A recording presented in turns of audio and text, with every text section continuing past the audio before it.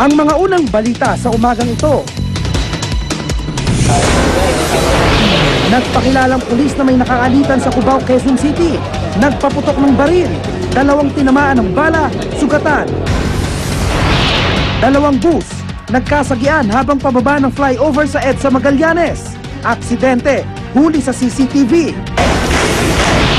Mga kawani ng Korte Suprema, magkakasa ng rally para magpakita ng suporta kay Chief Justice Renato Corona sa pagtestigo niya sa impeachment trial sa Martes. 5. Patay sa magkahiwalay na road accident sa Lupe, Camarines Sur at Zamboanga City.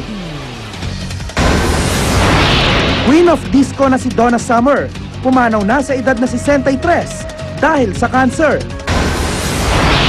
At fans ni Jessica Sanchez sa Chula Vista, San Diego, California, nagdaos ng viewing and voting party para sa Half Pinay American Idol finalist.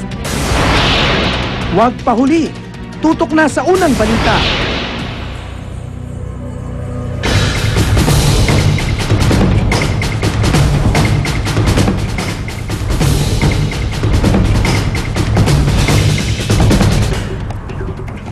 Magandang umaga mga igan, 2 bus nagkasagian habang pababa ng flyover sa EDSA Magallanes. Ang aksidente, huli sa CCTV. May live report si Love Anjuver. Love. Maraming salamat, Igan. Paalala sa ating mga motorista, yung pong ating mga side mirrors, hindi po yan pang dekorasyon lamang ng ating mga sasakyan. Gagamitin po natin yan at titingnan para makita natin kung yung bang ating mga katabi mga sasakyan, sinasagi na tayo, ginigit-git na tayo para makaiwas po tayo sa disgrasya. Gaya na lamang ng video na ito na nahuli po sa CCTV nitong Mayo 15, mag-aalas 9 po ng umaga, kasagsagan ng bumabiyahe ng mga bumabiyahe, isang aksidente po ang huli sa CCTV ng MMDA. 2 pampasaherong bus ang nagkasagyan sa EDSA Magallanes northbound lane. Makikita po sa kanan na galing Pasay patungong Makati ang parehong bus. Nang pababa na ang 2 bus sa Magallanes flyover, nagkasagyan ang mga ito at agad namang dumating ang mga MMDA traffic enforcer para mag-asiste sa kanila. Mabuti na lamang at walang nasaktan sa nasabing aksidente. At dahil minor accident lamang ito, nagkasundo na lamang ang 2 kampo. Payo lamang po sa ating mga motorista, pribado man po o pampubliko, mag-ingat po tayo sa ating pagbabiyahe. Lalo na po sa mga pababang tulay, mabilis po ang takbo niyan, kaya kailangan hong magme-menor tayo at maging alerto para po sa ating mga kasabay na mga sasakyan. Kortesiya, kortesiya. Yan po ang lagi naming pinapaalala. At yan po muna aking update mula po dito sa Maynila. Balik sa'yo, Igan. Maraming salamat, Love Anjuver.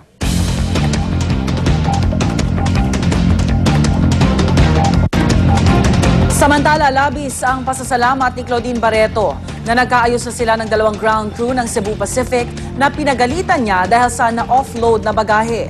Tinanggap ng 2 ground crew ang apology ng aktres. Narito ang exclusive report ni Nelson Canlas. Higit kay Montulfo na nakasakita ng kampo niya at ng asawang si Raymart Santiago sa ground crew ng Cebu Pacific kung kanino nag-init ang kanyang ulo dahil sa mga naiwan nilang bagahe. Gustong makipag-ayos ni Claudine Barreto.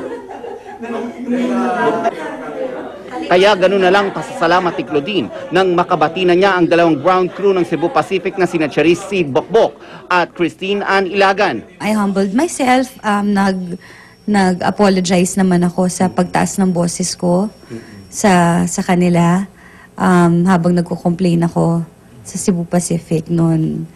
And tinanggap naman nila yung apology ko. So talagang thankful ako, pati sa pamilya nila. Dahil sobra silang warm na nila tinanggap ako. Siya po ang nakiusap at siya po ang nag-seek nitong meeting na ito para lang ho may paibigay yung personal ng kanyang kapatawaran. Tumangging humarap ang 2 ground stewardess sa kamera para raw hindi na makompormiso pa ang kanilang trabaho at personal na buhay. Pero sa aming pag-uusap, nilinaw nilang bagamat tumaas ang boses ng aktres, hindi sila personal na inatake nito at lalong hindi umano sila minura. Ang mga magulang naman nila nagtaka sa lumabas na bali-balitang irereklamo nila ang mag-asawang Claudine at Raymart. Wala naman akong sinabi nga magdidemanda kasi nga Sabi ko, nakaka-stress lang kasi yan eh, pag magdidemanda ka. Kaya tahimik lang kami, okay lang sa akin na na-express ko yung feelings ko noong time na yun kasi siyempre nasasaktan talaga ako as Yes. being a mother. We are very thankful that we are accepting the apology of Miss Claudine.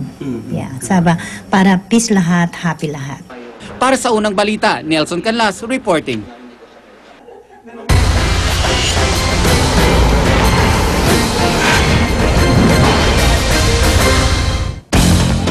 Isang pagkilos ng pagsuporta ang kinakasan ng mga empleyado ng Korte Suprema sa Martes, ang araw ng pagtestigo ni Chief Justice Renato Corona sa impeachment court.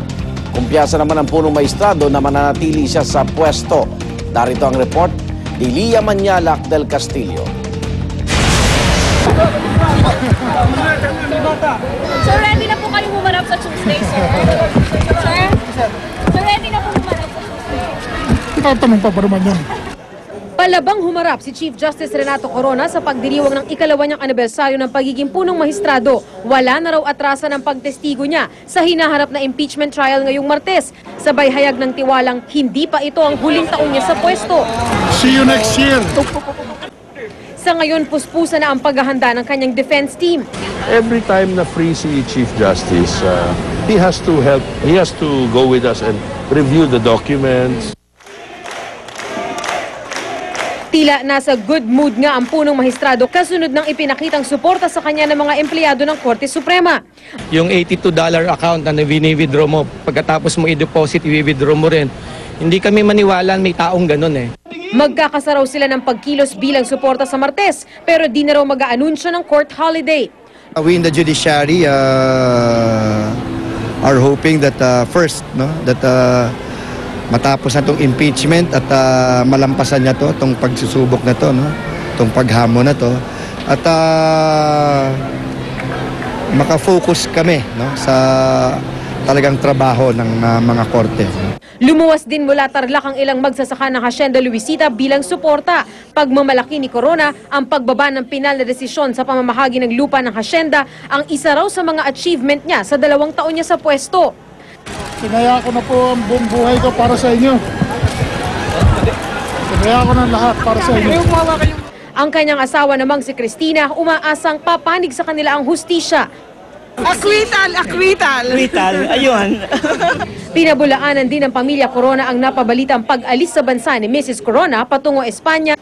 Para sa unang balita, Lia Manialac del Castillo reporting.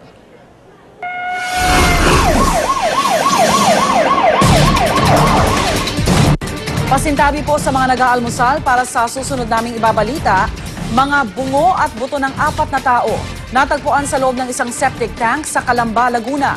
Inaalam ngayon kung ang mga ito ay pagmamay-ari ng 4 na negosyanteng nawala sa lugar noong nakaraang taon. Narito ang exclusive report ni Emil Sumangil. Dito sa construction site sa isang masukal na lugar, sakop ng barangay Sierang Lupa, Calamba, Laguna, natagpuan ang mga bungo at buto ng 4 na taong nakasilid sa sako. Sa kalagitnaan ng construction operation, nadiskubre ng mga manggagawa ang mga labi ng tao na sinasabing ibinaon sa ilalim ng septic tank na ito. May 2 basyurin ng kalibre 45 na nakuha rin sa septic tank.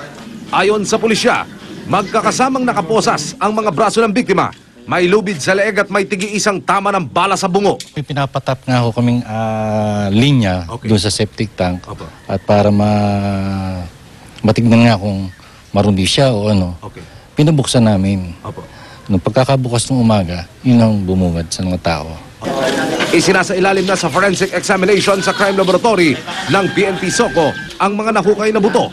Napasugad sa impila ng pulisya ng mabalitaan ng mga nahukay na buto, si Florencia Atienza, ina ng 24 anyos na negosyanteng si Alan. March 16, 2011, higit 1 taon na nakararaan nang ilabas namin ang istorya tungkol sa biglang pagkawala ng 4 na magkakaibigang negosyante sa Calamba, Laguna, kabilang narito si Alan.